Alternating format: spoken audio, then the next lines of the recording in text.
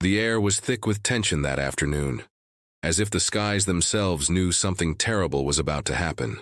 In a quiet Virginia suburb, the streets were calm, lined with American flags fluttering gently from porches. Neighbors watered their lawns. Children played basketball in driveways. It was the kind of neighborhood where nothing ever really happened, until that day. Army Lieutenant Colonel Marcus Bryant had just returned home after months of service. He wasn't in uniform that afternoon, but he wore the weight of his duty. In his posture, his quiet watchfulness, and the way he checked his surroundings without even thinking about it. Years of experience taught him that peace could shatter in an instant. But he didn't expect it to happen in his own hometown, on his own street, with the red and blue lights flashing in his rearview mirror. Marcus was driving his black SUV, fresh from a visit with his sister. He had a clean record, a calm demeanor, and decades of decorated service to his country. He'd served overseas in war zones, helped with disaster relief, and trained young soldiers to be their best. He never expected the greatest danger would come from the people sworn to protect him. He turned the corner to his street. He noticed the cruiser behind him speed up. He wasn't speeding. No broken lights, no erratic driving. But the siren wailed and the lights flashed aggressively. He pulled over immediately, placing his hands on the wheel just like he'd been trained to teach young recruits in case of a misunderstanding with law enforcement. He kept calm, even as his heart raced with a strange unease. Inside the police cruiser, Officer Tom Granger was already simmering with misplaced anger. Earlier that day, a 911 call had come through. Suspicious. Black male in a dark vehicle. No threat. No weapon. Just a vague, familiar phrase that had become all too common. But to Granger, it was enough. He wanted a moment to prove something, though no one could quite say what. He stepped out of the car with his hand on his weapon. Before even approaching the driver's side, Marcus rolled down the window. "Good afternoon, officer. May I ask what I've been stopped for?" But his voice barely had time to reach the air before Granger shouted, "Keep your hands where I can see them." The colonel obeyed instantly, not flinching, not moving, just calmly saying, "My hands are on the wheel, I'm not armed." But it didn't matter, it happened in seconds. A single deafening gunshot rang out, echoing through the neighborhood like a war cry. The SUV's window exploded in a shower of glass, and Marcus fell sideways, blood running down his shoulder. His chest heaved as he struggled to breathe, confusion written across his face. He had survived bombs, ambushes, and brutal overseas missions. But here, on a sunny suburban street, he was shot down by someone who never asked a question. Someone who never saw the man, only the uniform color of his skin. Neighbors rushed outside. A woman screamed. A man dropped his phone. Children froze in place. And the silence afterward? It was worse than the sound. Granger stood frozen, breathing hard, his gun still raised as if reality hadn't caught up to him yet. But when he finally saw the ID that had fallen onto the seat, a military badge decorated in gold with the eagle crest, his face drained of color. For the first time, he realized who he had shot. Lieutenant Colonel Marcus Bryant, one of the highest-ranking black officers in the state, now bleeding in front of his own home. The ambulance came fast, but the news traveled faster.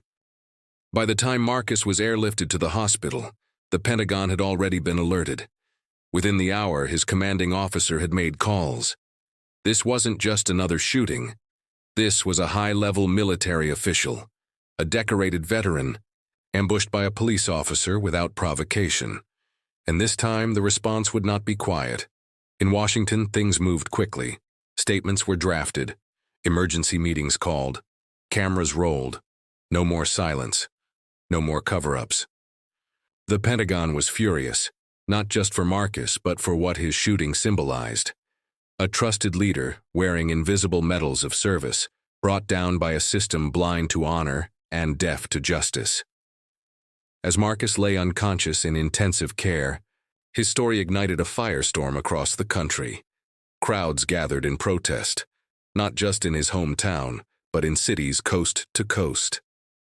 Justice for Colonel Bryant signs filled the streets.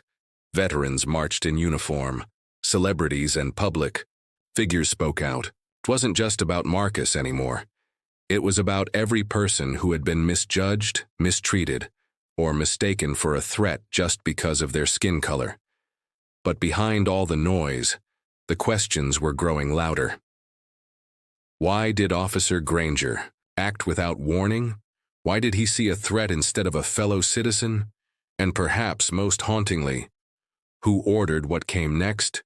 Because less than 48 hours later, Officer Tom Granger was found dead, not in a cell, not awaiting trial, dead. Some say it was suicide, others whisper about revenge, and still more believe something darker is at play, that someone wanted him silenced before he could speak. The official report was vague.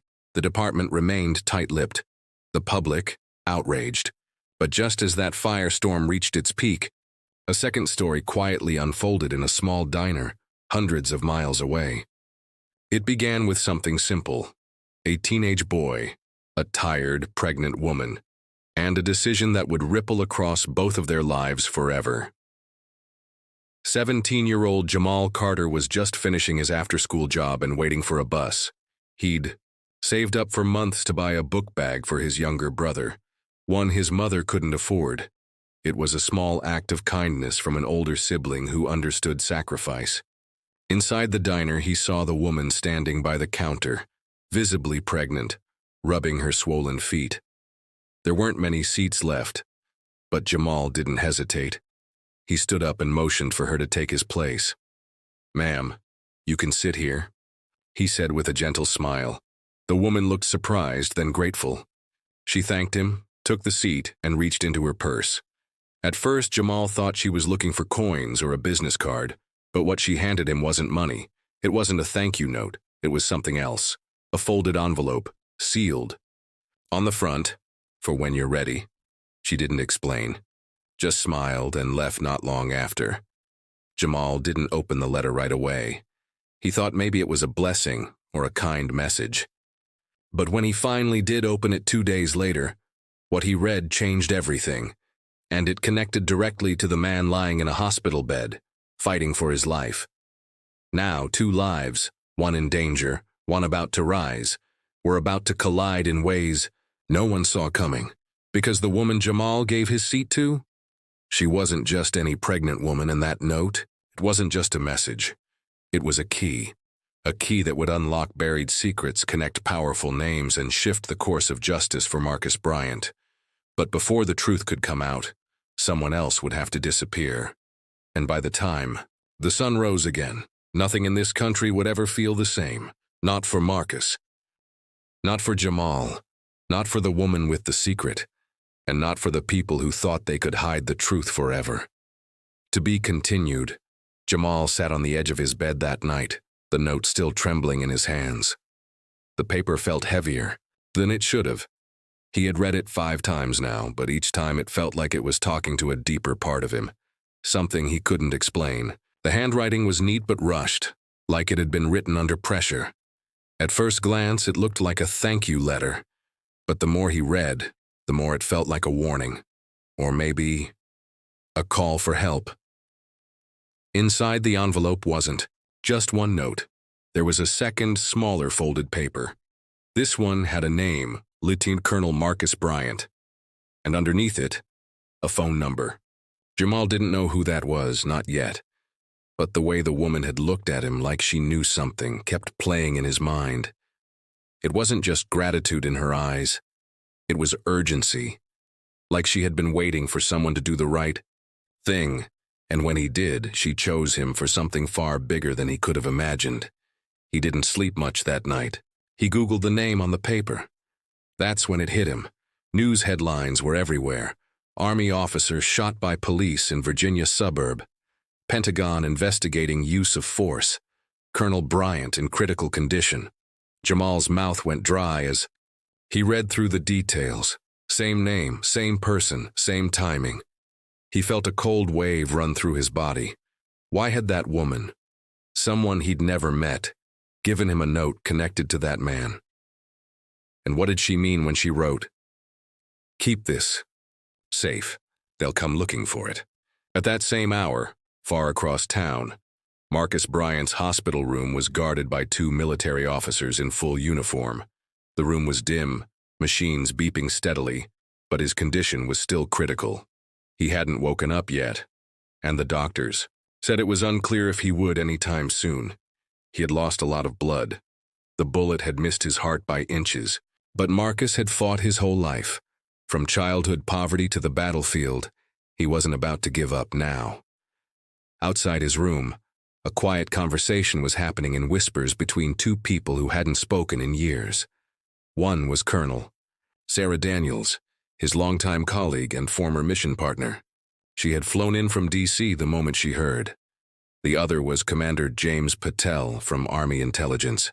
He wasn't just here to check on Marcus. He was here because something wasn't adding up, and he knew it. "Have you read the report?" Sarah asked him under her breath. He nodded, his expression tight. "The police footage is gone. Body cam mysteriously stopped recording. No dash cam either. Convenient." She crossed her arms. "You think it was an accident?" Patel didn't answer. He didn't have to. The silence between them said everything. Marcus wasn't just a random target. He was working on a classified military logistics upgrade tied to the Pentagon's next-generation supply chain, a system that could impact hundreds of billions in contracts. A system that had enemies, not foreign ones, domestic, people in suits, people who smile on camera, people who didn't want transparency. And just before the shooting, Marcus had told Sarah he was going to expose something. Something big. He didn't say what, only that he had backup. Insurance. "If anything happens to me," he'd said, "you'll know." But now, nothing was found on his body. No files, no drives, no phone. Everything wiped clean, which meant someone had gotten to it first or someone else had it. At a small bus stop outside Jamal's school the next day, 2 men in plain black suits waited inside a parked sedan. Their car was clean, unmarked, and they looked more federal than local. One of them flipped through Jamal's school records on a tablet. Honor roll student, no trouble. Lives with his mom and younger brother. Works part-time. Never even been suspended. The other one kept his eyes on the door Jamal usually came through. Then why him? Why would she choose a kid? "Because sometimes the clean ones get overlooked," the first man muttered. Or, "because no one would think he's holding a secret." They didn't say who she was, but it was clear they were looking for something, or someone. Back at school, Jamal felt like the walls were listening. A black car had followed him halfway from the store the night before. His phone had glitched 3 times that morning, and when he tried to call the number on the note, Marcus's number, it rang once, then went straight to dead silence. Not voicemail, not disconnected, just nothing. Like someone had killed the line entirely. He didn't tell anyone. Not his mom, not his best friend, not even his younger brother Malik, who always looked up to him like a hero. How could he? What would he even say? "Hey, I gave my seat to a stranger and now I think I'm in the middle of some national scandal?" Nobody would believe that, but deep down Jamal knew. This wasn't just about a seat on a bus, or a thank you note. This was bigger, much bigger, and then after school, something strange happened. He got home, unlocked the door, and stepped inside to find a small package on the floor of his room. No postage, no label, just his name handwritten. He opened it slowly. Inside was a flash drive and a single sheet of paper.